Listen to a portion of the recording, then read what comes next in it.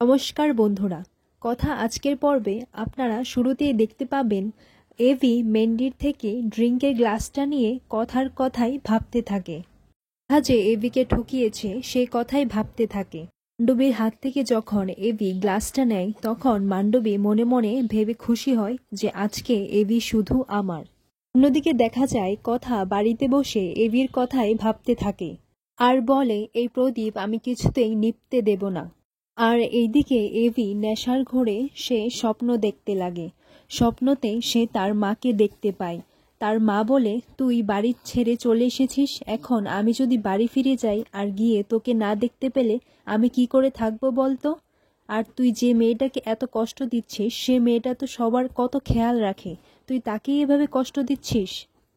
এটা তো খুব ভালো, তুই ওকে এভাবে আর কষ্ট দিস না বাবা, তুই বাড়ি ফিরে চলে যা, তোর জন্য সবাই চিন্তা করছে।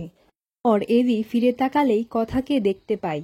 একদিন সকালেই এভি ঘুম থেকে উঠেই এটা চিন্তা করতে লাগে যে মা সত্যি সত্যি ওই বাড়িতে আসেনি তো, আর মা স্বপ্নের মধ্যে কথাকে কেন নিয়ে এসেছে, আমি তো কিছুই বুঝতে পারছি না। এসব আমার ভালো লাগছে না। রাতে আমি কোথায় ছিলাম, কি করছিলাম, আমার তো কিছুই মনে পড়ছে না।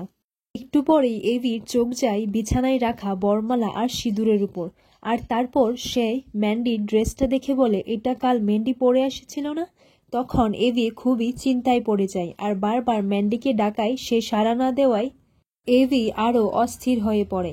এইদিকে বাড়িতে প্রি আর অর্ণা মিলে তারা কথাকেই দোষারোপ করতে থাকে। আজকে ব্রোয়ের যা হয়েছে সেটা শুধু গোবর দেবীর জন্য হয়েছে। গোবর দেবীর জন্যই বিগ ব্রো বাড়ি ছেড়ে চলে গেছে। পর এভিকে ফোন করে বলে, তুই তাড়াতাড়ি বাড়ি চলে আয়, আমরা সবাই তোকে খুব মিস করছি।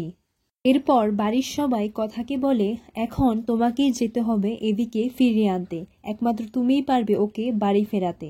আর এইসব কথা চিত্রা পেছন থেকে শুনে নেয়।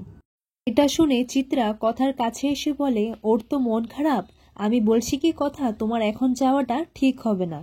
তখনই দেখা যায় এভি বাড়ি ফিরে এসে কথার সাথে ধাক্কা খেয়ে পড়ে যেতে চায়।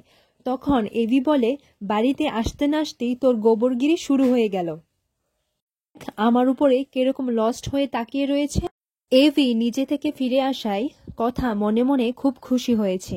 কথা ছোটকাকে বলে, উনি নর্মালি কথা যখন বলছেন তার মানে সবকিছু ঠিক আছে। কথা মনে মনে বলতে লাগে, তার মানে ওনার মেজাজটা ঠিকই আছে।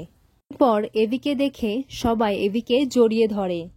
এরপর কথা বলে, উনি যখন সকাল সকাল বাড়িতেই ফিরে এসেছেন তাহলে ওনার জন্য ভালো কিছু রান্না করতে হবে। এরপর এভি ঘরে চলে আসলে কথাও এভির পেছনে পেছনে ঘরে চলে আসে।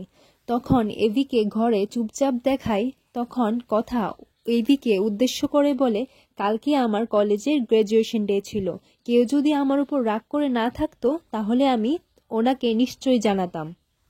এরপর এভি কিছু উত্তর না দেওয়ায় কথা নিচে থেকেই এভির কাছে তার গোল্ড মেডেল আর লেটারটা রেখে যায়। এরপর এভি কথার মেডেলটি হাতে নিয়ে বলে, এই মেয়েটা এইদিক ওদিক সারাদিন বাড়িতে ঘুরে বেড়ায়, কাজ করে বেড়ায়, এত কাজ করেও সে এত ভালো রেজাল্ট করেছে। এরপর কথা বলে, একদিন তো আপনি আমার এই অ্যাডমিট কার্ডটা পাইয়ে দিয়েছিলেন। তখন এভি বলে, কেউ যদি আমাকে না ঠকাতো তাহলে আমি ওকে নিশ্চয়ই কংগ্রাচুলেট করতাম।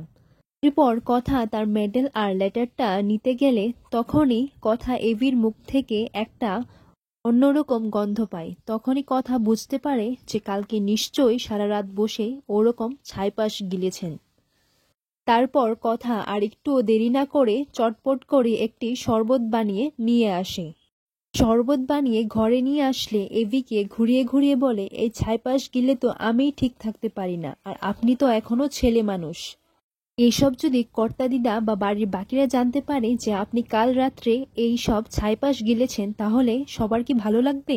তার জন্যই বলছি, ভালো থাকতে এই শরবতটা খেয়ে নিন। এতে আদা, আমলকি, হরিতকি, বয়রা এইসব আছে, এই সমস্ত কিছু আপনার জন্য ভালো। এরপর এভি রেগে গিয়ে বলে, তোর এত বড় সাহস, আর এখন তুই আমাকে এত কেয়ার দেখাচ্ছিস কেন? তখন কোথায় ছিলি যখন হ্যারি বোসকে নিয়ে আমাকে দিনের পর দিন ঠকিয়ে গেছিস, ওর সাথে নাটক করে গেছিস? তখন কথা বলে খুনসুটি আর ঠকানোর মধ্যে পার্থক্য রয়েছে। একদিন আপনি নিজেই আমাকে এই পার্থক্যটা কলেজে বুঝিয়ে দিয়েছিলেন। আপনার কি সেটা মনে নেই? এখানেই আজকের পর্বটি শেষ হয়। এরকম সিরিয়াল আপডেটস পেতে গেলে আপনারা আমাদের চ্যানেলটিকে সাবস্ক্রাইব করুন।